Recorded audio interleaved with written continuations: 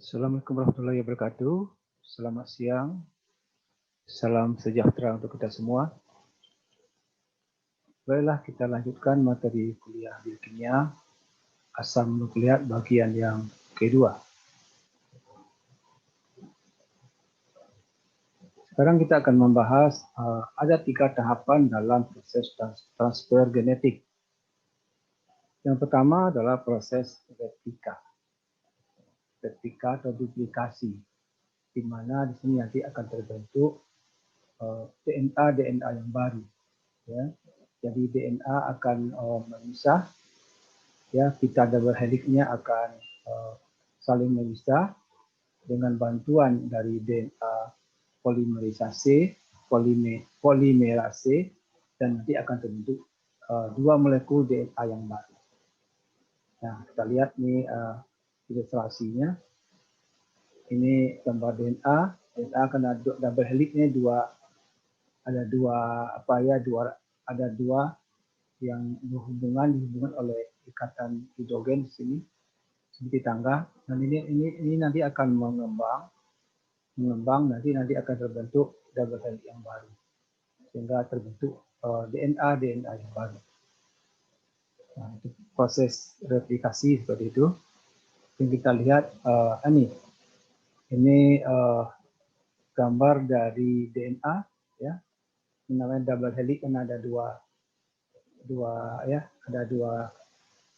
dua rantai sini, ya, dihubungkan oleh penghubungnya di sini bersifat sebagai ikatan hidrogen di sini. Nah, ini nanti akan putus seperti ini, ya, terputus. Nanti di sini juga nanti akan terbentuk double helix yang baru.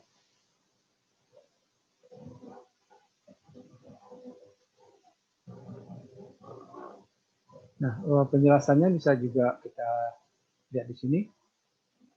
Jadi pada tahap awal, ya, kompleks helikase primase akan membuka rantai. Nah, jadi yang double helix tadi akan terbuka, rantai DNA menjadi 2 rantai tunggal, menjadi leading strand dan lagging strand.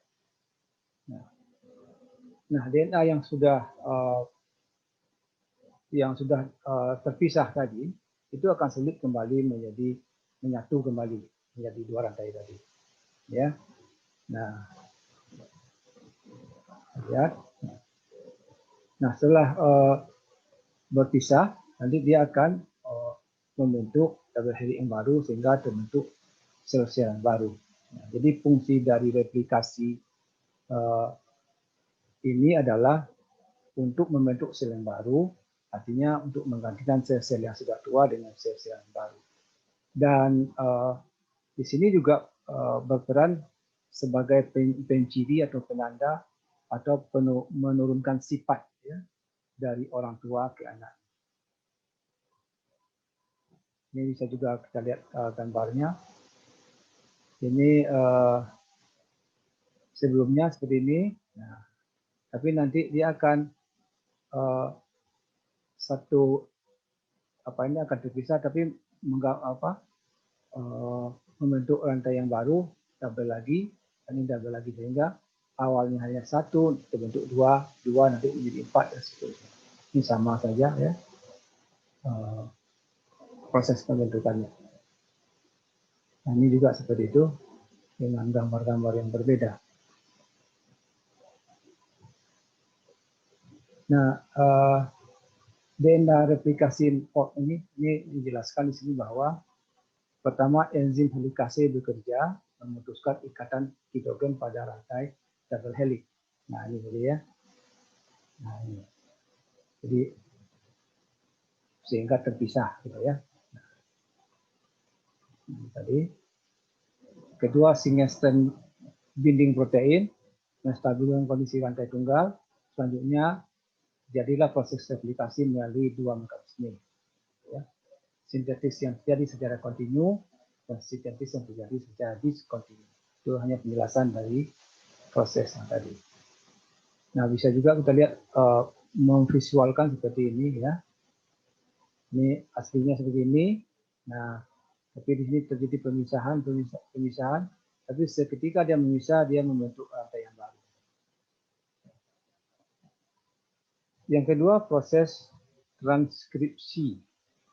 Nah, di sini terjadi proses pembentukan RNA, ya. Jadi RNA ini dibentuk dari DNA, ya. Jadi RNA sumbernya berasal dari DNA. Nah, proses ini dibantu oleh enzim namanya RNA polimerase. Dan ini terjadi di nukleus, ya, di inti sel. Nah, hasil dari pembentukan RNA ini akan dibawa menuju sitoplasma untuk tahap translasi. Ada tahap yang ketiga. Nah, di sini dijelaskan juga bahwa apa perbedaan DNA dengan RNA. Ya. Jadi perbedaannya adalah gugus timin pada DNA digantikan oleh gugus urasi. Dan nanti akan dilihat timin seperti apa rumusnya dan urasi seperti apa. Sekarang kita lihat perbandingan DNA dengan RNA.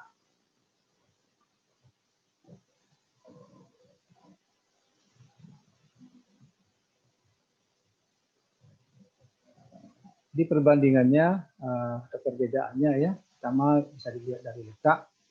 DNA ada pada nukleus itu sama, dan DNA di dalam mitokondria, sedangkan RNA di dalam sitoplasma dan ribo, ya. Sedangkan DNA di kloroplas. Bentuk dan struktur, kalau DNA bentuk rantai ganda, kalau RNA rantai tunggalnya pendek. Ya. Kalau DNA tadi kan helix, ya. Kemudian fungsinya DNA sebagai penurun sifat perancang sintetis protein. Nah, jadi artinya ini berfungsi untuk membentuk protein-protein baru.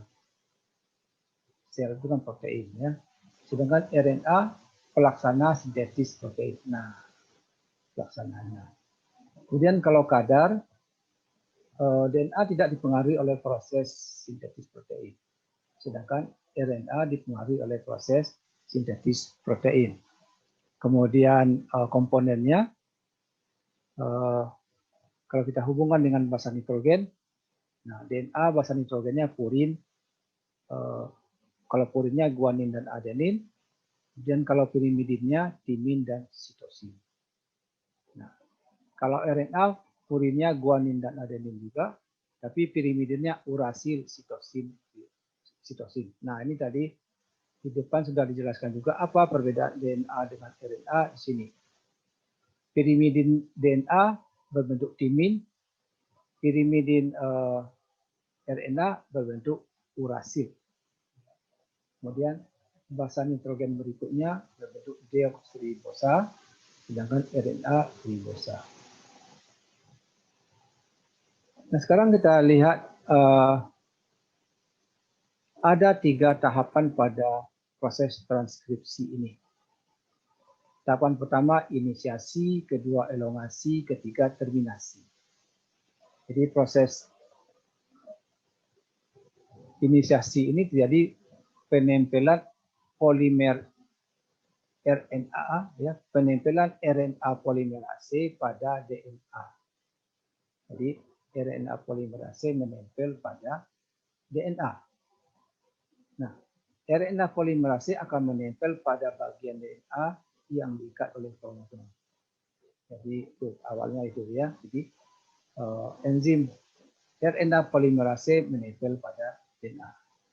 Berikut proses elongasi namanya. Di sini dibutuhkan beberapa jenis faktor transkripsi. Ya, pada proses ini akan terjadi pemanjangan hasil transkripsi DNA. Jadi DNA akan memanjang pada proses elongasi. Elongasi kan ditarik artinya, ya, ditarik.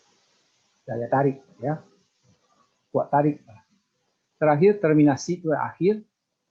Nah, maka transkripsi akan berakhir bila RNA polimerase bertemu dengan terminator, ya, yang menyebabkan lepasnya RNA polimerase dari rantai antisense DNA. Jadi RNA polimerase ini kan enzim, itu kan fungsinya hanya mempercepat reaksi. Dia kan nanti akan lepas kembali, keluar, ya. Jadi hanya mempercepat reaksi saja. Nah ini visualisasinya. Transkripsi ada 3 bagian dari inisiasi, elongasi, dan terminasi. Ya. Nah ini dibantu oleh promotor tadi, RNA polimerase menempel, ya. Nah, tapi dia nanti RNA polimerasenya akan keluar lagi, ya, akan keluar. Nah sini ini proses elongasi, di sini terjadi pemanjangan. Nah, kalau Anda lihat ini kan ini satu seperti ini kan lebih besar, ya, ini terjadi pemanjangan rantai.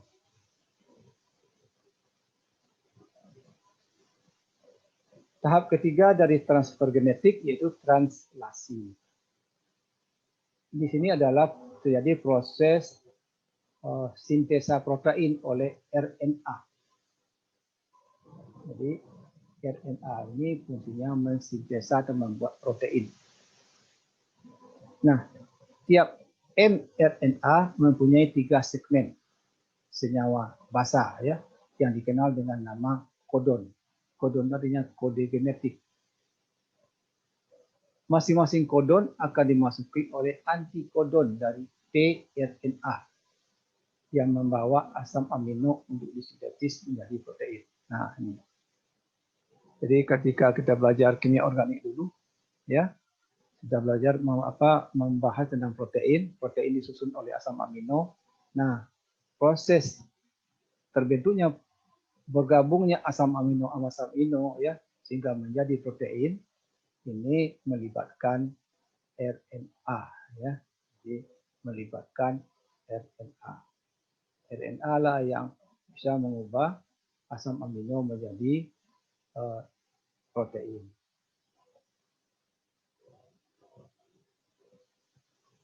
Nah, kode-kodenya, ya, kode genetik ini biasa disebut dengan kodon triplet, ya, ada 3 hurufnya nanti seperti ini, ATG, AUG, ya, nanti bisa dilihat contohnya seperti ini. Ini kode-kode genetik, ya.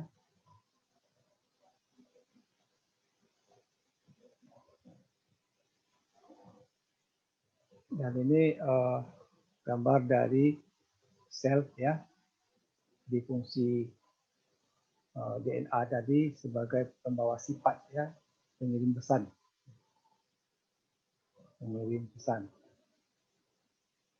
Kemudian kita lihat lagi ini di tabel senyawa nukleosida, ya. Mungkin ini kita lewat saja, ya. Lewat saja. Nah ini gambar lain dari DNA tadi, ya. Ini kan double helix itu ada 2 rantai yang saling berhubungan. Nah seperti ini. Tapi penghubungan ini bersifat sebagai sifatnya atau membentuk ikatan hidrogen.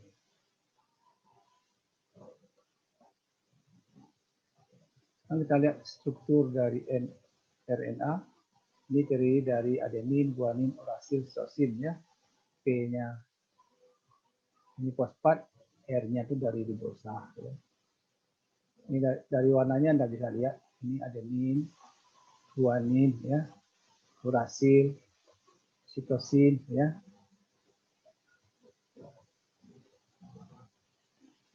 Nah, sekarang kita lihat perbandingan DNA dengan RNA.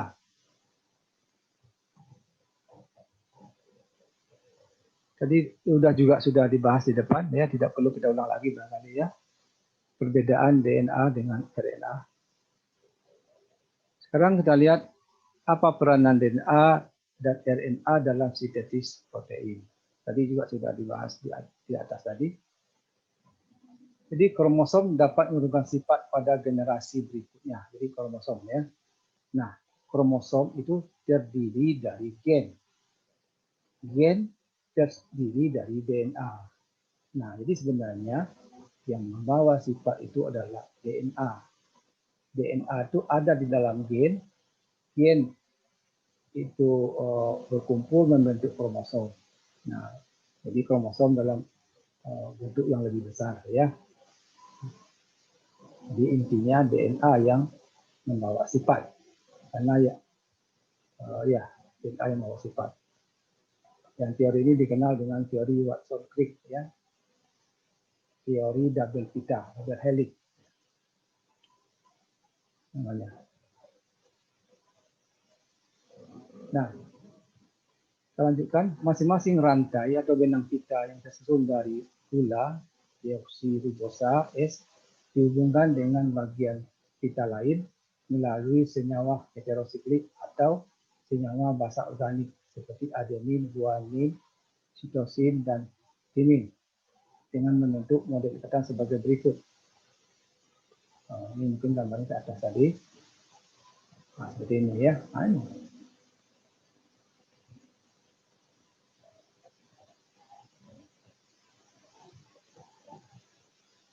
Nah, adenin selalu berikatan dengan timin, sedangkan sitosin selalu berikatan dengan guanin.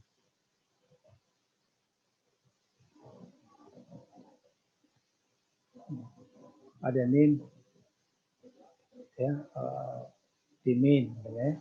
Adenin berikatan dengan timin, guanin dengan sitosin, ya.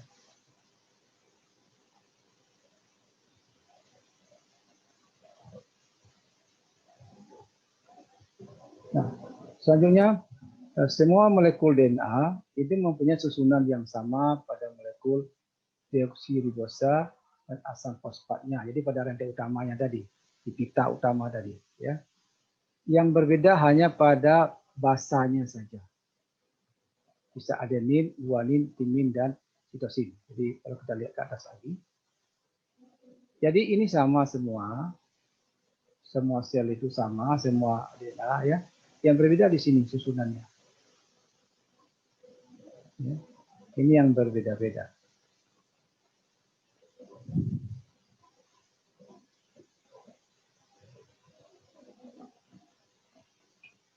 Nah, jika sel membelah, molekul DNA-nya akan terputus menjadi dua, ya, sehingga terbentuk rantai yang baru yang sama.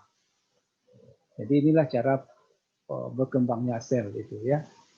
Makanya orang tumbuh dari bayi menjadi anak-anak menjadi dewasa kan itu bertumbuh badannya itu karena terjadi pembelahan sel.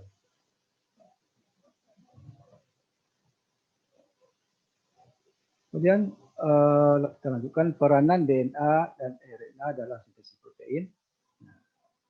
Jadi jika molekul DNA mensintetis RNA, maka akan terputus.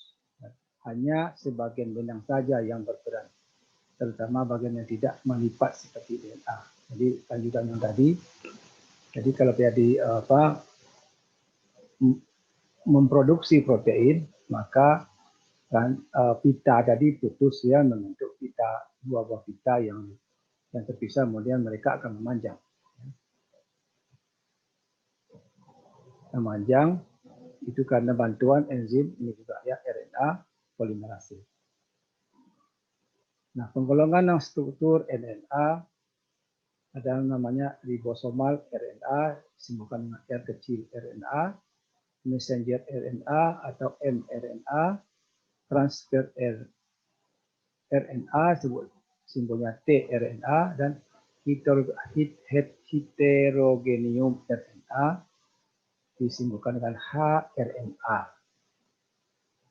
Ini penggolongan ini tergantung sesuai dengan fungsi, ya, fungsi RNA tersebut. Jadi mRNA, ya, messenger RNA terbentuk dari DNA, maka mRNA akan menembus sitoplasma menuju ribosom. Nah, ribosom berperan sebagai tempat untuk membentuk protein. Nah, itu, ya.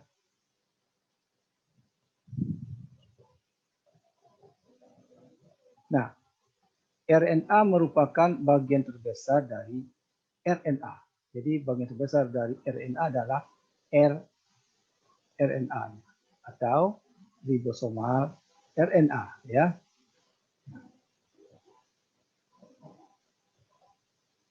Dia akan bergabung dengan protein lain membentuk ribosom. Nah, ribosom sebagai penterjemah pesan-pesan DNA. Ya, jadi membawa kode-kode genetik itu ribosom. Ya.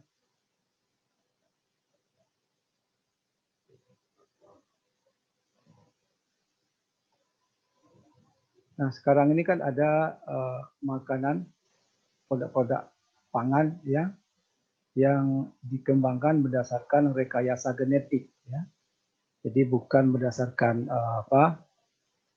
perkawinan silang, tapi rekayasa genetik itu pembuatan pemulihan tanaman melalui energi nuklir. Jadi bibit ditembak dengan dengan sinar nuklir, ya, sehingga DNA dan RNA-nya akan berubah.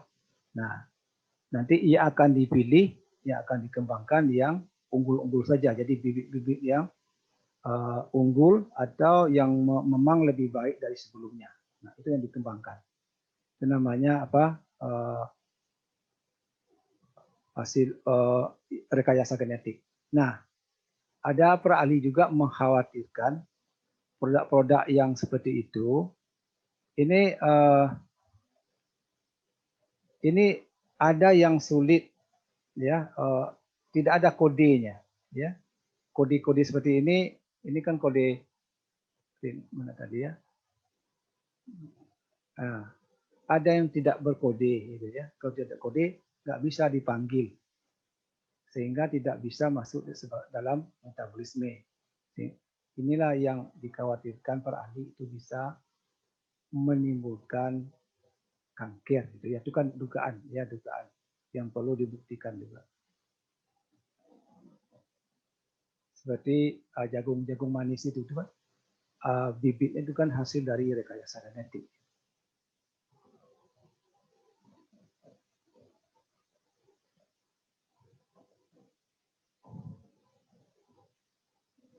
Nah, ini gambar yang lebih jelas lagi. Ini maksudnya double helix tadi, ya. Nah, ini pita ini dihubungkan oleh basa nitrogen, ya. Basa nitrogen. Nah, ini kita ulang lagi fungsi replikasi tadi. Ya. Jadi replikasi ini fungsinya adalah untuk memproduksi, melipat gandakan protein atau memperbanyak protein. Bukan protein, maaf, memperbanyak DNA, ya. Jadi fungsi replikasi DNA-nya nanti akan membelah diri menjadi 2 buah DNA yang baru dan seterusnya. 2 menjadi 4, 4 menjadi 8 dan seterusnya. Nah, proses pembelahan diri ini disertai dengan replikasi DNA supaya semua sel turunan memiliki informasi genetik yang sama. Nah, jadi ketika terjadi pembelahan tadi, maka betul-betul itu betul-betul identik, sehingga informasi genetiknya juga sama, gitu ya. Jadi sama.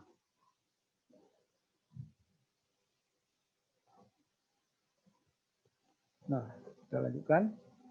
Suatu rantai tunggal merupakan rantai DNA dari rantai DNA sebelumnya.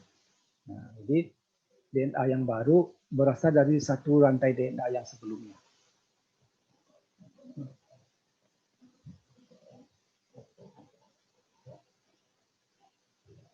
Kemudian fungsi yang lain, nah, karena ini merupakan DNA merupakan diturunkan penciri pembawa sifat, ya, maka ini bisa digunakan oleh para ahli untuk identifikasi forensik, ya, karena DNA ada di dalam darah, ada juga dalam sperma, kulit, air liur, di rambut, ya. Nah, jadi orang tua dengan anak dan sebagainya dan turunan ke bawah dengan saudara itu ada identik ya, identik. Jadi kalau misalnya ada ditemukan mayat yang tidak tidak ada artinya yang tidak ada identitas maksudnya, maka kami biasanya diumumkan. Nah, kalau nanti ada keluarga yang merasa mengaku ya itu keluarganya, nah ini bisa kalau tidak ada ciri-ciri yang bisa digunakan, maka bisa dengan uji DNA ini. Nah, uji DNA ini bisa diambil kulitnya, liur atau rambut dari si korban ya, dicocokkan dengan yang diperkirakan bersaudara dengannya. Dan ini sudah ada beberapa waktu yang lalu ada pesawat terbang jatuh ya, kebanyakan mayatnya kan tidak utuh lagi. Nah, untuk mengidentifikasinya itu menggunakan DNA forensik ini ya, forensik DNA ini. Jadi kalau dia bersaudara atau ada hubungan orang tua dengan anak, biasanya itu DNA-nya identik. Tidak dikatakan sama, identik itu mungkin sekian puluh % itu sama. Gitu ya.